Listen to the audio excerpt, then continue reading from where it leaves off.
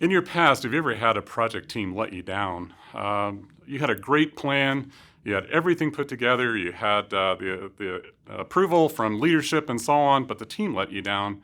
Well, one of the things we've discovered over the years is healthier teams, from a team dynamic perspective, tend to be higher performing teams. Unfortunately, organizations don't spend enough time and give enough priority to looking at team dynamics. It's almost like, we're adults. We've been to college. We have degrees. We're supposed to be able to work together. Well, that's a little bit like assuming that if you throw the letters into the sky, that somehow the dictionary will form. In the quantum world of possibilities, I guess that's possible, but the likelihood of that happening is very, very low. So my presentation is to bring forward some ideas about why healthier teams are higher performing teams. And then I have two specific tools that I'm going to share with you as well to help you bring more performance in your teams right away.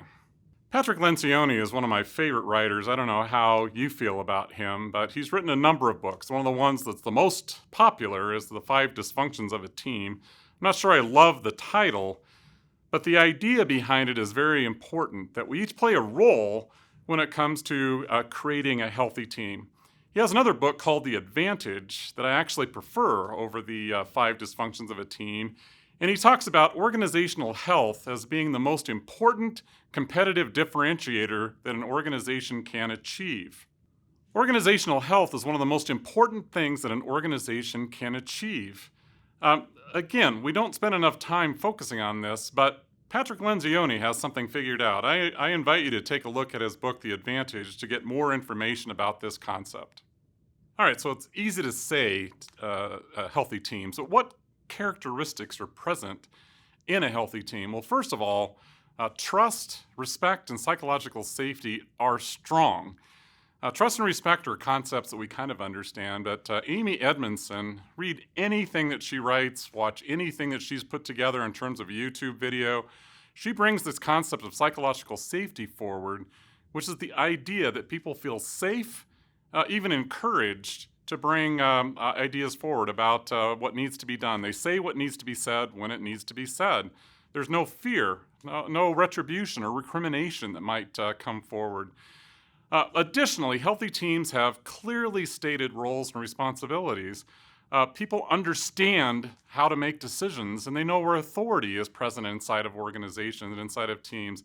This is one of the areas where things fall apart most when teams are unhealthy, is people don't know what to do, what their role is, and how it connects to the big picture. Other things that are present in healthy teams have to do with employee engagement and people bringing their A game to what's going on inside of work. An example of a very high-performing, very healthy team, one of our clients, the city of Boulder, this goes back a little bit more than a year ago. They had to reopen their restaurants in the middle of the pandemic. Well, historically, the organization that took care of that had a lot of regulation that they needed to worry about and pre-approvals. Well, they had 6 days to reopen their restaurants, get that in front of city council. And you can see the quote here from Bob Yates, who is the mayor pro tem of the city of Boulder. They found a way by using things like Agile and human-centered design and really strong team dynamics and strong psychological safety to do something remarkably different. This is a testament to the process of what a healthy team looks like and the kinds of things that they can achieve. So what happens when teams aren't healthy? Well, I'm going to let this image on the screen kind of speak for itself. This is an image that I don't need to say anything else about when it comes to an unhealthy situation and where teams just really aren't doing very well. Well, the characteristics present when a team isn't healthy is decision-making takes forever. It's slow, it's arduous, and often it has to do with this idea about who's right being more important than what's right. Even if I believe in something, I have to go along with the group because that's the one I'm connected to. It's the who's right kind of behavior. The opposite of psychological safety, which I talked about on the previous slide, is this idea of impression management.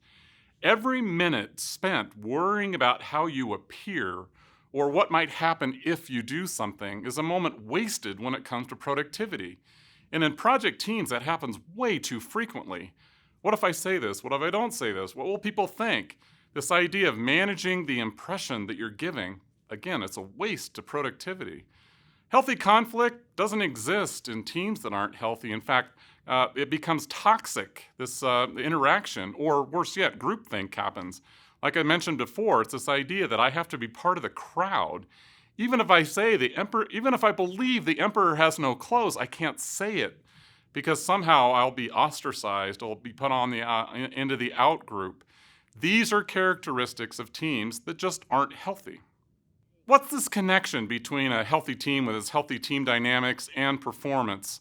Well, one of the most important things that happens is issues happen. In the world of project life, it's rare that the project is actually on time, on scope, and on budget. It's kind of like that happens at the end, but in the middle, it's this up and down, and things are happening throughout the life of a project. Well, we have to deal with issues. And if a team is able to deal with issues proactively and courageously, things don't fester, they don't remain latent, they're brought forward and dealt with as they need to be dealt with. Historical biases are challenged. Just because we've always done it this way is not a characteristic of a healthy team. It's, can we do things better? Is it possible to improve what's happening? Innovation is present. We have the ability to look at new ways of doing things on a regular basis. And here's something else that happens in teams that are incredibly healthy. They bring their A game to work every day. No one's coasting. No one's just sort of getting by and doing the minimum. They're looking over the hill and around the corner for each other. They're anticipating. They're actually making decisions on each other's behalf, and people appreciate that. Boy, I'll tell you, when you have a healthy team with this dynamics, the role of a project manager, it's much, much easier because the team becomes more self-managing.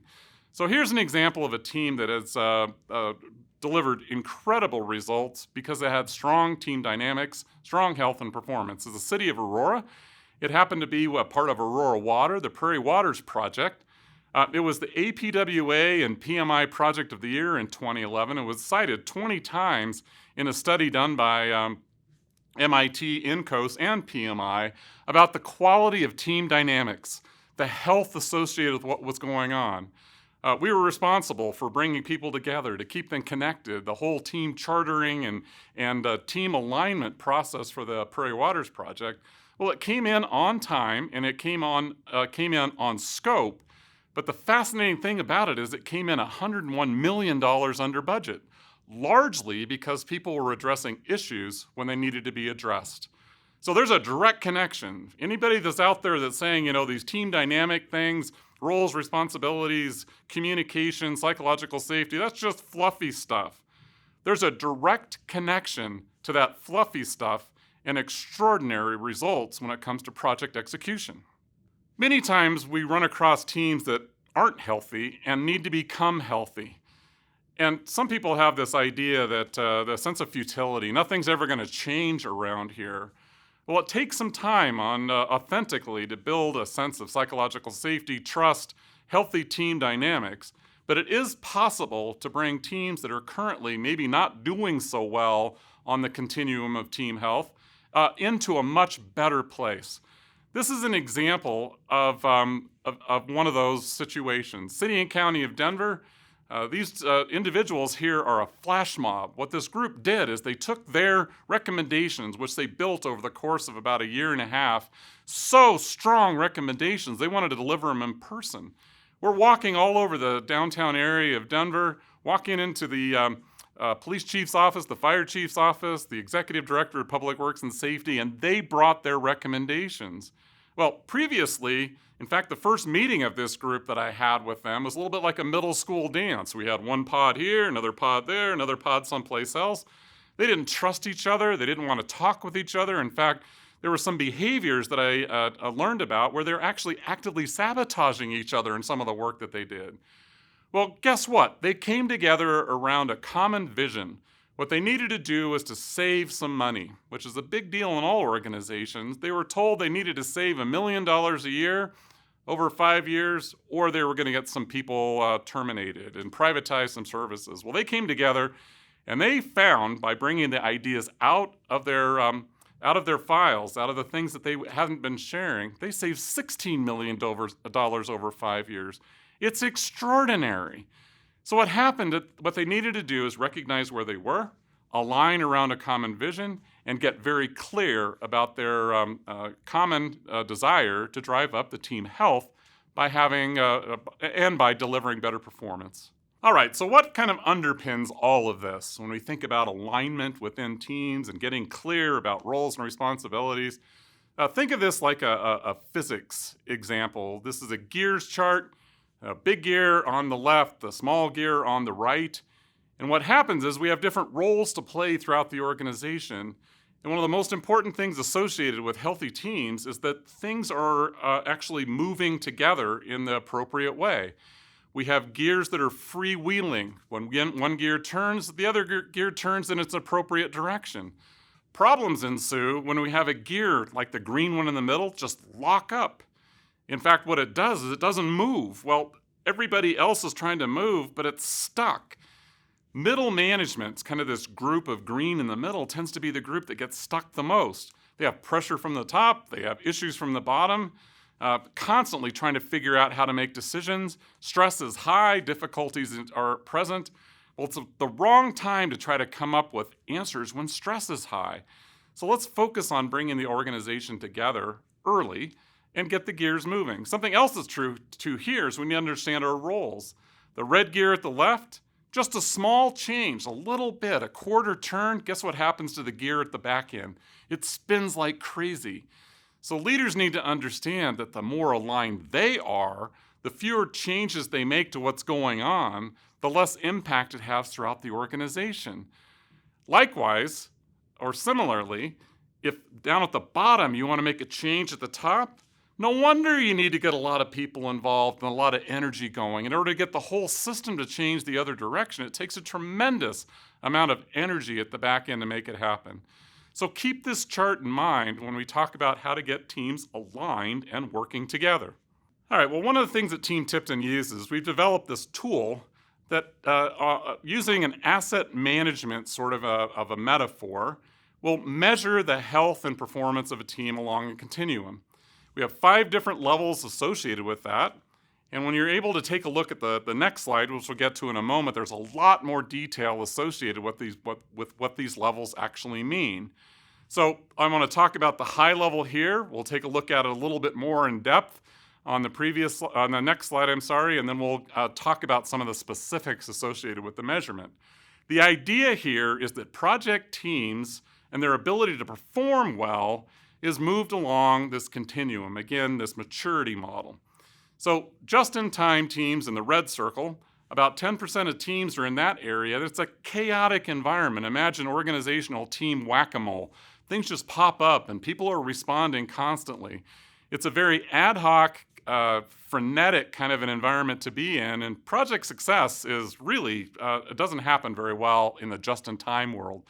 Well, because that chaos is such a problem, we want to move into something better. We move into being task-focused, and this is a series of checklists. We start putting things on a list. We start operating from a to-do list. The problem with this is my list may not integrate with your list. My priorities may not be your priorities. So we have things that potentially operating at cross purposes. It's like the gears aren't lining up anymore. They're actually going in different directions. Well, about a third of teams fit into that. Some results happen inside of organizations. People tend to keep their heads down and their mouths shut, however. Trust is low and psychological safety tend to be low in these types of environments. Then, in order to drive that up, what we start to look at is a more project view, a broader view associated with what's happening, and that's what's maturity model level 3. That brings in more rigor and discipline when it comes to things like project management, communications, and roles and responsibilities. But it's not terribly well integrated across the organization. Things tend to be fairly siloed. People are professional and polite, but they're not really working as well together as they possibly can.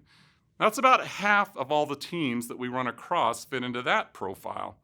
And getting to City of Aurora, kind of a Aurora water team, City and County of Denver, really high-performing kinds of organizations, that's in the green circle, or the program-centered kind of a way of looking at things. That's about 10% of teams only. Well, here, culture is so fully integrated, people don't know exactly what part of the organization you work for. Rigor and discipline is just not optional. It's built in. Innovation, continuous improvement, People are starting to think like one group, and the trust and psychological safety is very high. In the program-centered world, employee engagement is significant. People feel very professionally and personally invested in the work that they do. That's about 10% of teams. And then really rarely do we see teams, less than 1% of the time do we see teams that really fall into the resilient and adaptable. This is an extremely high level of performance. It's almost like one organism. You don't even have to talk to each other. We know exactly what's going on. So imagine certain parts of organization like Google fitting into this kind of a category. It's extremely rare. All right, so the maturity model is these 5 different levels. And one of the most important things to know about this is you can't skip steps. You can't go from being a just-in-time team to becoming a program-centered team without going through being task-focused and project-oriented first. It's an important way to think about moving to the next best iteration of yourself. So one of the things we've learned over the years of working with teams of all different kinds, the best thing to do is to become the next best iteration of yourself. And don't set pie in the sky sort of objectives about getting to a level beyond the next step for yourself. So here it is in more detail. And obviously this is a bit difficult to read on any kind of screen that you might be watching this on. The download associated with this will be available to you. It gets into more specifics. This happens to be an IT technology kind of an example. There are others that we have for infrastructure teams, for customer service related teams. But the idea here is we move like an asset that's being managed through these different maturity levels to be able to understand how to get to program-centered is really the goal that we're looking for the teams that we work with. And hopefully that's the goal that you're looking for as well. High performing, you get the results out almost all the time. You meet and frequently exceed your expectations on a regular basis. Okay, let's move on to the next slide, which has to do with some of the measurements. The data that you see here is actually from Team Tipton. We did this for ourselves a while back, sort of a proof of concept. And you can see some of the areas where we got better results and some of the areas where I learned a fair amount about my own organization by doing this myself. So this question has to do with, we recognize that my voice matters regardless of role or title. Well, a significant number of the organization put it in number 5, which means almost always. But I have team members that rated it as a 3, which means it happens infrequently. It happens sometimes. We see it, and that's troubling to me. The level of empowerment that I was not actually seeing inside my own organization, boy, I needed to address this right away. So it's a way to be able to see that. This next slide has to do with this idea about questioning the way we've always done things. I learned about my own organization this as well. Some members of the team didn't feel that that happened often enough. Fortunately, there's no zeros, which is almost never, but having reports at level 3 is troubling to me as well. We need to be able to be in a posture of innovation on a regular basis to push things forward. So like I said, doing this for myself, I learned a fair amount about my own team as well. This next question has to do with the idea of being able to describe clear, relevant measures of success. This one bothered me more than the previous 2 that you saw. Seeing this number in 3, which means it happens only sometimes, and actually we get some reports of 2 in this, which means it happens rarely. That's a problem. And what it turned out to be is one of the tools that I'll talk to you about later on is I thought I was explaining things. I thought I was sharing information from a viewpoint where people understood what this meant. And what I discovered was I was defaulting to communication style inside of my own team that was comfortable for me, but it wasn't satisfying the needs of others. So I'm going to share a tool associated with how to drive this up. We've addressed this inside of our own organization, and I'm being much more intentional personally about being able to communicate things in a way that others prefer, not just the way that I prefer. And then finally, this last one, this really bugged me. It had to do with the idea of being able to have regular and productive conversations about work goals and performance. People needed more clarity, they needed more specificity, they needed more frequency when it came to understanding where we're going as an organization. Now, my family's been in Colorado since the 1870s. I don't own dress shoes. I'm standing here in my cowboy boots. I have a little bit of a Western movie sort of a feel in the way that I think about life. Everything's going to be fine in the last reel. Trust me, everything will work out great. Well, guess what? Not everybody else sees the world that way. Many people, especially in the world of projects, they need to be able to see tab A into slot B and be very specific and intentional about describing work goals and performance. So I need to back off from my preference again and communicate in a way that others want to see how this is done. So doing this on the outside, I feel like I'm really good at it. I was sort of not doing such a great job on the inside when it came to talking about work goals and performance. So this assessment that we've built gives people the ability to see this information quickly and be able to understand what to do about it. All right, overall, Team Tipton, we're looked at as kind of being at the upper end of project-oriented, the lower end of program-centered at this snapshot point in time. It's like a balance sheet. I know if we were to do this differently, we'd have much fewer in the project-oriented and much more inside of the program-centered. We have made significant progress in the last year and a half or two associated with these dynamics. Again, it's an opportunity for you to know where you are authentically along the continuum, the maturity model, so you know what to focus on next. You can't go from task focused to program centered without going through project oriented first. It's just an important step to understand. All right, so some overall comments, some insights associated with what to do. I've already mentioned a number of these, but also in the assessment, we talk about next steps. It talks about specific things to look at and focus on. We need to be able to have, leverage our strengths. Trust and respect, great. But people need to be able to understand that their voice matters regardless of where things focus on, their roles or their level inside the organization. People's voices need to matter. So this is a little bit of the homework that we took back about our own organization when it comes to this idea of continuing to drive up psychological safety, and it leads to better outcomes on a regular basis. I also talked about this one just a few minutes ago. It has to do with insight number 2. We need to get more formalized, more rigorous, more disciplined when it comes to talking about measures of success, talking about goals and performance. This was a sobering message for me as a leader of an organization, and it's something I think that's important for people to realize. You might be communicating in a way that others will appreciate and understand. You might not be. And in our go, fast-paced type of environment, we never have time to go back and do anything. We just have to keep moving forward. What happens is we don't go through the lessons learned activities. We don't survey, and we're not in continuous improvement from a team perspective often enough. We do that from a risk perspective, from a cost perspective, a budget perspective, but we really tend not to do that from a quality perspective as much as possible, especially from a team viewpoint. So something like this assessment is very helpful to be able to understand. I learned a lot, that's for sure. Something else that's possible as well is to be able to get some additional skills. There are 7 competencies that we look at when it comes to a healthy leader and your ability to focus on things.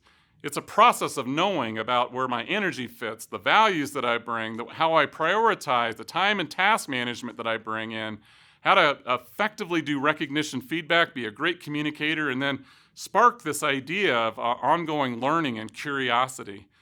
There's so much that's important to do as a leader today. Boy, have we learned a lot in the last year and a half about how some of the older ways we were thinking about being a healthy leader just didn't work very well. Checking in with people, understanding exactly where they are, and as we're moving into a hybrid environment where some people are still at home, some people are working in the office, it's even putting more pressure on our ability to be an effective leader. So the 7 competencies we look at from being a healthy leader, it's really widespread. For more information about how all this might fit together and kind of where you are in your own journey, this slide kind of sort of talks about the competencies that are important for you to be able to demonstrate based upon where you are in a current situation. Are you trying to create a new team? Are you trying to bring an existing team forward? Has some disruption happened inside of your organization? Are you standing up a new project? Do you have a new leader that's come in, a new funding source, whatever it might be? Here's a kind of a roadmap for you to think about the different ways to look at building skills that are important. And I want to pick 2 off the list now that I'm going to talk about. One of them has to do with something that I call the coaching sandwich. You may have heard it called the feedback sandwich. They're not the same thing. I will talk about that, and then the 4 ways that we get satisfied with the question why from a communications perspective. I want to talk about those 2 tools next. Skill number 5.2 is leveraging the coaching sandwich. And the old definition, the old thinking of the feedback sandwich doesn't work. Now, what that used to be, and it's talked about in this Harvard Business Review article that you can take a look at, the link is there for you. The classic feedback sandwich was this: say something positive, say something negative, say something positive. And somehow people believe that by doing this, the positive statement at the front gets people more, open, feeling better about the circumstance. So you hit them, you whack them with the negative feedback, and it's surprising and disquieting. And to make them feel better before they leave, you give them something else that's positive. So in reality, this sandwich approach doesn't work when it's done in this positive to positive kind of way. Instead, what we want to talk about is the coaching sandwich, and it's a 4-step model. The 4-step model of the coaching sandwich starts with something that's really in sort of the mindfulness category. Are you ready to give feedback? And the kind of feedback that we want to do in a coaching sandwich is instructive or constructive messaging. It's about teaching as opposed to saying something negative, like, why are you always late to work? You need to get better about being on time. That is not helpful when it's delivered that kind of way. So the first step is to get fully present and remain fully present. So eliminate distractions. Turn off your phone. Put it in the drawer. Make eye contact. Even if you're doing it through Zoom or some other virtual channel, look at the camera. Imagine, in fact, sometimes what people do is they print out a small picture of the person they're talking to and put it right below the camera. Speak directly to the person. Be present. So if you're not ready to do that, don't give the feedback. You have to be able to do that. And then what you want to do is present some positive observation. And what I mean by that is, you're working hard, your energy's great, you're really hustling. I can tell that you're really trying. You give an idea of a positive observation, and then you give instruction.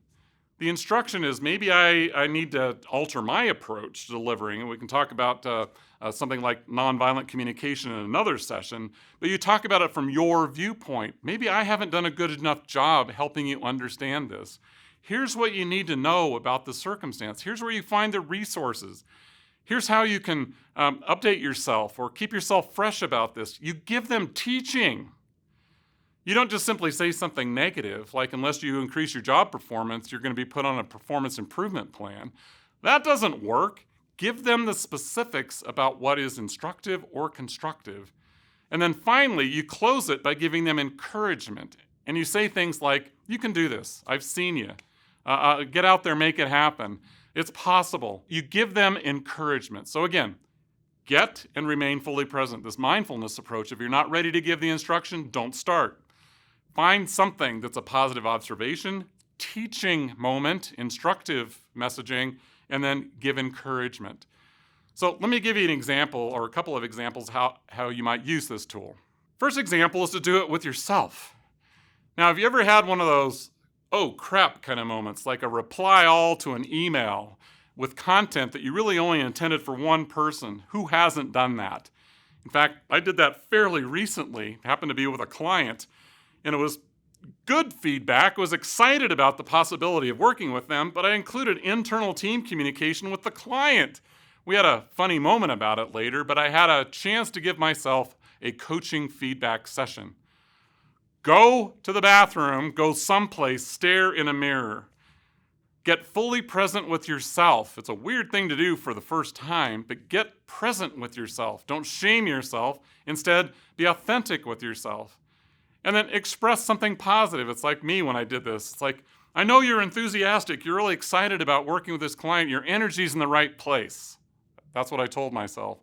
And then the instruction went like this. Always, always, always check the distribution list before you press send. Always. It's not sometimes. It's always, Bob. And the reason you do that is so you don't have an embarrassing moment later on.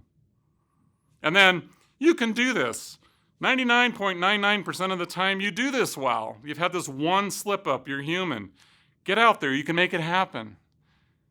How might that feel differently for you if you gave yourself a coaching sandwich sort of a perspective? Or, next example has to do with doing it with a team. What about a staff member? What about a team member on one of the projects that you're managing? What if you had this coaching sandwich sort of a perspective with them, as opposed to, well, we have to have a meeting where we're talking about accountabilities and we're talking about being off track and we have all these risk factors that we need to discuss.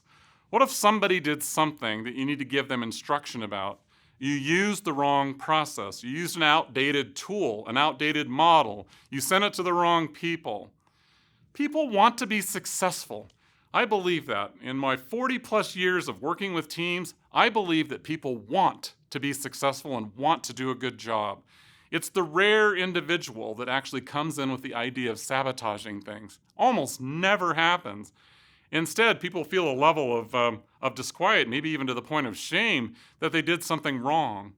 Give them a coaching sandwich perspective. Again, the same sort of thing that I talked about personally. Go see them. Be present. Maintain eye contact. Leave your phone in your office. Make a positive observation. Give instruction and then follow it up with encouragement.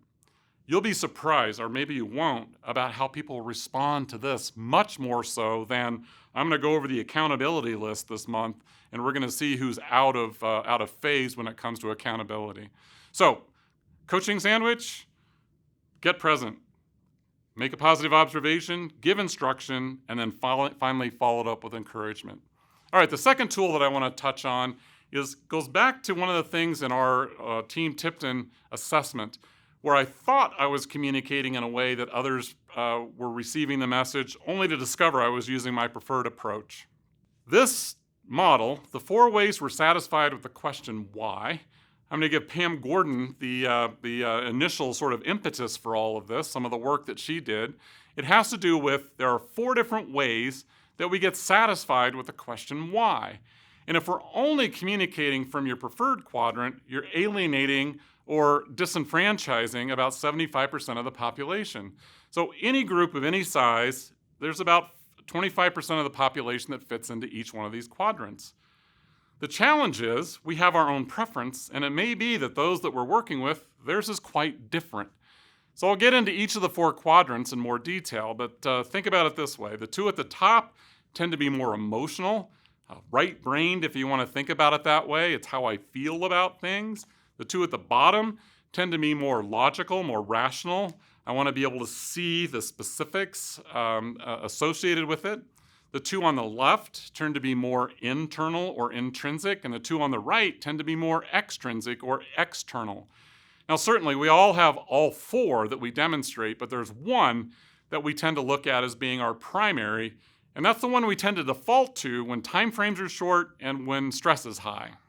Again, to summarize, about 25% of the population fits into each one of these quadrants. I've already talked about the characteristics generally about what they are. The one thing I want to bring forward here is the one that's probably the most challenging for you is the one that's diametrically opposed from where you are. So many people in the world of project management, IT professionals, technical professionals, engineers, etc., tend to be in the bottom left. It's the bottom line, just net it out. Anything that starts to feel like touchy-feely stuff, like psychological safety, is just like the Peanuts parents. It's wah, wah, wah, wah, wah. I don't want to hear anything else except bottom line. Well, guess what? I happen to self-identify in the top right. And the top right is, I don't want to just see one right answer. I want to see your homework. I want to know that you looked at multiple right answers. I want to feel like we looked at enough possibilities that we're choosing the best possibility. Well, that drives bottom line people nuts. They simply want to get to an answer. Well, guess who I'm married to? I'm married to a bottom line related person. And when we're planning things like family trips or going out to dinner or something like that, she looks at me and says, Bob, can we just make a decision about this? And I say, no, I want to look at other options and possibilities. Well, the good news is, after 42 years of happy marriage, we've come to an agreement where it's a 1 + 1 = 3 combination. And rather than being driven crazy by each other, we look at the strength that the other quadrant brings. That's such an important thing to look at here. It may not be your preferred quadrant, but it brings strength and depth to the situation. So let's dig into each in a little bit more detail. All right, I've already talked a bit about the bottom line personality type. It tends to be the one that is shown most frequently and most effectively in project-related communication. People talk about numbers, they talk about dates, they talk about percentages, they look at specifics, and somehow that translates into a red, yellow, green sort of a dashboard about how the project is going. Where in there do they talk about psychological safety and people bringing their A game and the level of trust inside the organization? Those things aren't measured using red, yellow, green often enough because they tend not to be easily quantified. So the bottom line types when it comes to projects tend to be the most frequent and the most effective in terms of their communication, but it's unsatisfying to people that fit other categories. Well, guess what? You may have an executive or a city council, an example of elected officials. They're very much in the what's in it for me category, and if you're not satisfying them, it's a problem. Prove it to me types in the bottom right, they look externally, where the bottom line types tend to look internally. The prove it to me types, what they want to say is, what experts are behind this? Show me the case study, show me safety in numbers, show me somebody else that's been successful with this. They want to see examples associated with success. They want to see a PhD or a well-known author. That's why I brought in Patrick Lencioni for some of you at the beginning, is because he talks about this. He's an expert. And for those of you that are in the bottom right, you needed somebody besides Bob from Denver talking about what this might mean. So we need to bring in experts that discuss things and so on. This tends to be the second most frequent and effective ways that we communicate in project life, is we go off looking for safety in numbers. But both of these are logical, they're rational. They don't speak to the emotional side of decision making, which is the other two quadrants. So the personal impact types, the top left, emotional decision makers that tend to look internally. They want to know what's in it for them. And I don't mean they're going to take their football and go home if they get frustrated. This isn't the whiny group. What this is the group that says, what does this mean to my life? Where am I going to park? What's my office view going to be like? Where's the view? What's happening for me? What will happen to my technology, the thing that I'm using? How will my day change? And until you help them understand how their life changes, what it means for them, they don't listen to your data. They don't listen to your experts. And the challenge associated with this is, for many project managers, this is the group you just don't want to talk to. And the reason is, you look at that as being frustrating and a waste of time. Well, guess what? These are the groups that later on start asking the questions because they're not satisfied with the answer why, that cause you all the time with the reporting and the going back and the forensic studies. If you keep them moving along with you throughout the life of a project, satisfying what's in it for them, they become advocates. So it's a little bit more work up front for sure, but it pays off down the road. And then the group that I said I self-identified in is the blue sky. Emotional decision maker, I tend to look outside of myself. I want to be able to know that we've looked at enough right answers to get the best right answers. This is the group that can also frustrate project managers because I just simply want to talk about what I think is the project manager's best answer. Let's look at more possibilities. The benefit for this is, if we're looking at more possibilities, we have a better chance of getting the best right answer available to us. So in my communication, and that's the tool that I want to share with you next, this is how you can make it work. In my communication, I have to be intentional about using all four perspectives. I've talked about numbers, I've talked about experts, I've talked about what's in it for you, and I've also talked about enough right answers. So here's my request of you. Pick some communication you recently sent out, a project status report, an email, something, but make it something that's a little bit larger than a paragraph or two. Now, what I'd like for you to do is to reword it, rewrite it, and make sure that you're including the other three perspectives that aren't your personal preference. So if you're a bottom line oriented type, step out of your comfort zone and start talking about multiple possibilities and options. Start talking about what's in it for me. And then ask yourself how satisfied you feel the other quadrants will be with what you're saying. Rewrite your communication, and for bonus, for a gold star here, send it again. The interesting thing that happens when you do this is all of a sudden people start looking at you as a trusted source of communication. They believe everything you say. They read your emails. They read your status reports. Why? Because there's something in it for them. There's value from the way that they answer the question why. So again, we have 4 different ways of looking at it. 2 tend to be logical, 2 tend to be emotional, 2 tend to be internal, 2 tend to be external. Be effective as a communicator, step out of your preference and communicate from a perspective that others prefer. I hope I've given you some things to think about when it comes to healthy teams, team dynamics, and why that drives up better performance. When teams feel safe and psychologically safe to be able to communicate, when roles and responsibilities are clear, when communication is happening from the viewpoint of different ways that people get satisfied with the question why, when we have feedback happening and instruction occurring in such a way that people receive it and do something with it, results are significantly better. So, if I have nothing else that you remember in what I say today, healthy teams are higher performing teams. Thank you very much.